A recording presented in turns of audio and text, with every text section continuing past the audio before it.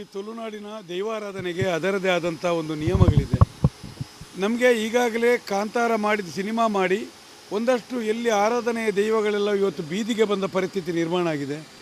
ಇವತ್ತು ಅದು ಸಿನಿಮಾ ಅಂತ ತಿಳ್ಕೊಂಡಾಯಿತು.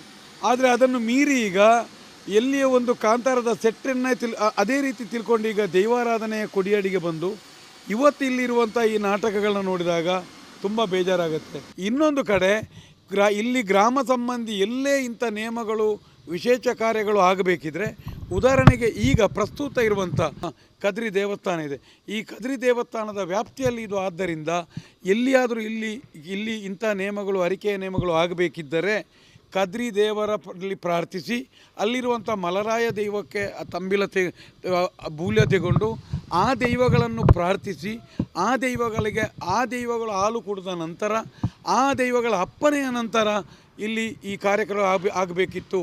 ಇಲ್ಲಿಯೂ ಏನು ಮಾಡಿದ್ದಾರೆ ಅಂತ ಹೇಳಿದರೆ, ಆ ದೈವಗಳ ಅಪ್ಪನೆಗಳನ್ನು ಪಡೆಯದೆ ನೇರ ರಿಷಬ್ ಶೆಟ್ಟಿಯವರಿಗೆ ಸಮಯ ಇದೆ, ರಿಷಬ್ ಶೆಟ್ಟಿಯವರಿಗೆ ಪ್ಯಾಕೇಜ್ ಘೋಷಣೆ ಆಗಿದೆ, ಇವರೆಲ್ಲ ಸೆಟ್ ಮಾಡಿಕೊಂಡು ಮಾಡಿದ್ದಾರೆ.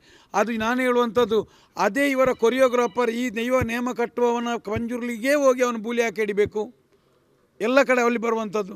ಇನ್ನೊಂದು ಹೇಳುವಂಥದ್ದು ನೋಡಿ, ಅಲ್ಲಿ ಎಲ್ಲ ಕಡೆಗಳಲ್ಲಿಯೂ ಈ ರೀತಿಯಾದಂಥ ಒಂದು ದೈವಾರಾಧನಾ ನಿಯಮದಲ್ಲಿ ಅದಕ್ಕೊಂದು ಡ್ರೆಸ್ ಕೋಡ್ ಇರ್ಬೋದು, ಮತ್ತು ಅದಕ್ಕೆ ನರ್ತನಗಳಿರ್ಬೋದು, ಎಲ್ಲದಕ್ಕೂ ನಿಯಮ ಇದೆ ನೋಡಿ. ಅದೇ ಮನುಷ್ಯ ಕೈಯಲ್ಲಿರುವಂಥ ಆಯುಧವನ್ನು ಅದಕ್ಕೆ ಹೂ ಹಾಕಿ ಪ್ರಾರ್ಥಿಸಿ ತಗೊಳ್ಳುವಂಥದ್ದು.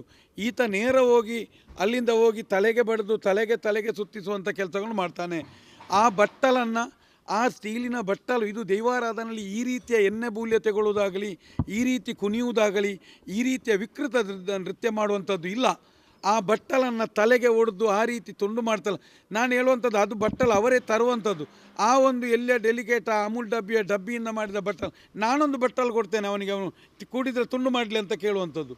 ಯಾಕಂದರೆ ಇದು ಜನರಿಗೆ ಮೋಸ ಮಾಡುವಂಥ ಒಂದು ರೀತಿಯ, ಜನರಿಗೆ ಈ ರೀತಿ ದೈವಾರಾಧನೆಯ ನಿಯಮಕ್ಕೆ ಇವನು ಮಾಡಿದಂಥ ಮೋಸ ಇದು ನೋಡಿ. ಮಡಿಲಲ್ಲಿ ಮಲಗಲಿಕ್ಕೆ ಬಿಡಿ, ದೈವಾರಾಧನೆಯಲ್ಲಿ ಒಂದು ಗುತ್ತಿನ ಮನೆ, ಸಂಬಂಧಿತ ಮನೆಗಳಿದೆ.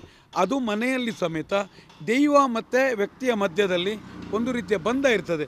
ಈ ಮನುಷ್ಯನ ಹತ್ರ ಈ ಮಧ್ಯವರ್ತಿ ಹತ್ರ ಹೇಳಿದಾಗ, ಈ ಗುತ್ತಿನವರ ಹತ್ರ ಹೇಳಿದಾಗ, ಗುತ್ತಿನವರು ದೈವಕ್ಕೆ ಹೇಳಿದಾಗ ದೈವ ಸಂದೇಶ ರವಾನೆ ಮಾಡುವಂಥದ್ದು ಕೆಲಸ.